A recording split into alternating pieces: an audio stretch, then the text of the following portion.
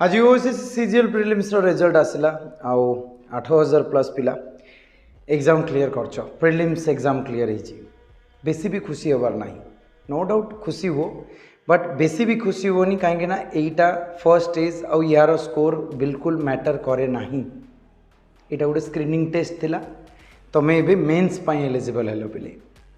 तेणु 150 रु 149 रखि पिला भी तुम सहित मेन्स दब जो मैंने 106 मार्क रखिक भी कट ऑफ को जस्ट क्लियर कर भी मेन्स एग्जाम देवाक जाऊँच एबे सबुठ बड़ जिनस हूँ मेन्स एग्जाम भल स्कोर तो भल स्कोर करने पूरा प्रॉपर प्लानिंग रे तुमको जीवाक पड़ो स्ट्रेटेजी स्टडी प्लान मुझे ऑलरेडी शेयर करी लक्ष्य बैच मुझे ऑलरेडी स्टार्ट कर पढ़वार अच्छी तुम मैंने मत जॉइन कर व्हाट्सएप नंबर अच्छी से कंटाक्ट करके स्किल टेस्ट प्रिपेयर हो लगी पड़ पिले मेन्स रे बढ़िया मार्क्स आनिबार अच्छी सो दैट बढ़िया भल पोस्ट नबार अच्छी। जय जगन्नाथ।